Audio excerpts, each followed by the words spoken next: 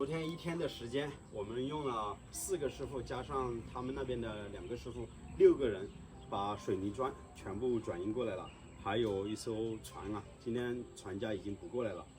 这个水泥砖呢，每一块将近是有40斤的重量，全部靠着人工啊，从那个江对岸转运过来的。然后转运完了之后，3个大哥晚上一商量，他们就觉得啊，这个价格太高了，每个师傅每天要200多的一个工资，然后再加上这艘船500块钱的费用，算起来的话就将近1-2千块钱，才转运了大概800个砖左右，这笔费用太大了。他们考虑其他的一些转运方式，然后上面的房子啊已经全拆了，我们走上去看一下。这边的路啊还挺好走的，但是所有的砖块还要从这边搬上去，相当于呢要转运好几趟，非常的麻烦。这里到房子的位置将近还有20米左右，然后都是这样的台阶路，那个斗车啊也没办法转运的，只能靠着人工这样子抬过去。房子现在已经全部拆了，所有的这些檩条还有瓦条、墙板全部放在这里堆，然后这块位置呢，用几块木板给它垫起来，上面放上一些水泥，马上水泥砂浆啊也需要用了。之前这个位置呢是有一个洗澡的地方，把所有的砖全部都拆了，放在那一堆，有些还可以用的，后期砌那个围墙的时候，有些东西都可以用。但是在昨天一天的施工过程当中啊，就出现了很多的问题，然后好多东西啊又返工，要重新做。昨天一些硬砖留了2个师傅呢放这些瓦片，然后早上的时间又把这个基础给挖出来了，相当于在这边呢准备打一个地梁。现在房子又给它升上去，这个地梁呢基本上又没什么用了，可能到时候又要回填。包括这块位置啊，也挖了一个深坑，也需要给它回填。这个墙面呢，再想办法怎么去做了。大家可以看一下，上午的时间啊，那边师傅就把这个整个房子给升高了，相当于升高了1、2、3、4块砖的高度，每块砖是20公分，相当于是升高了80公分，把整个木房子全部提起来了。在1楼的位置更空旷了，看距离2楼的这个顶呢很高，这样子呢，里面的空间啊更好了，住在里面是更舒服。然后我们也可以看到，整栋房子啊还是没多大的，整个主屋的位置啊，将近也就5到6米的一个进深，开间的话将近是4米左右。看，就是这么小小的一栋房子，以前的主人家是往后面扩建了一个托部，相当于延伸了3米左右。现在他们想到的是怎么改造的呢？刚才我问了一下大哥们，在这边做一个基角，从这里砌砖，相当于呢延伸出来有个1.8米左右的一个尺寸，在这背后呢可能会建一个卫生间，相当于整栋房子往前移了。以前这户主人家呢，他们的这个砖墙是在这块位置。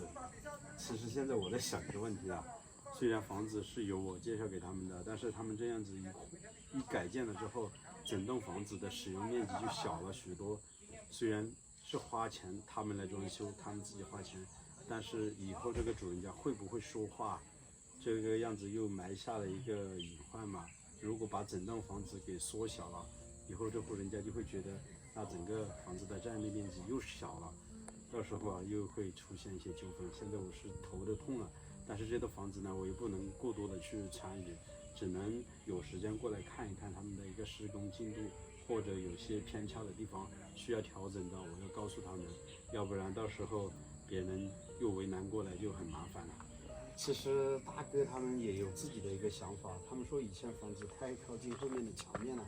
然后背后的房间没啥用，因为透光性又不好，又比较潮湿，所以呢，他们以后的砖墙是准备留在这块，背后呢留宽一些，这个样子呢通风透气也更好一些。再想想办法吧，我过去和主人家商量一下，毕竟他们改造这栋房子几十万花下来，主人家不发一分钱还可以收房租，让他尽可能的就是说让他们大概他们这样子修吧。看这边是以前这户主人家的一个化粪池，现在里面呢都很多这个粪水，后期也要处理掉。然后这块位置呢也是挖了一个深坑，准备打上一个桩，用粪泥土做一个垫层，再从这边呢砌一根立柱做砖墙。相当于以后的砖墙，我看了一下，应该是紧挨着这个立柱而砌的，包括这边啊，全部都是这个砖墙。其实大哥他们改造房子的时候，我也给他们提过一些我个人的建议。我觉得木房子修旧如旧，其实木房子最大的优点呢，就是冬暖夏凉。如果用木板来装修的话，整个房子能保持一个比较干燥舒适的环境。如果这些墙面全部用砖墙来代替的话，那这个样子，就会出现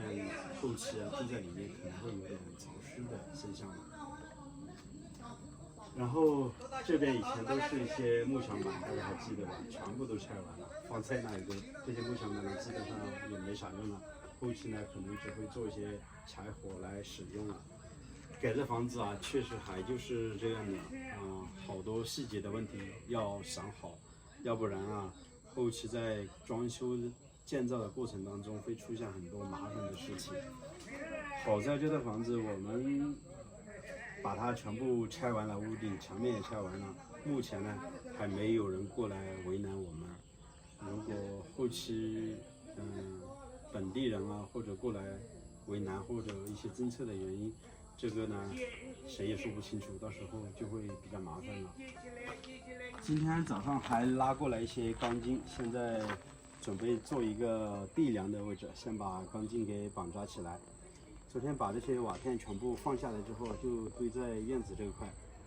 底下呢也是别人家的老宅基地，我们的瓦片呢都不能丢下去，如果丢下去之后啊，旁边的邻居啊他们过来找麻烦，也是很难处理的。中午啊，太阳很大，今天的温度也达到了30多度，特别的热。那边有棵桂花树在底下，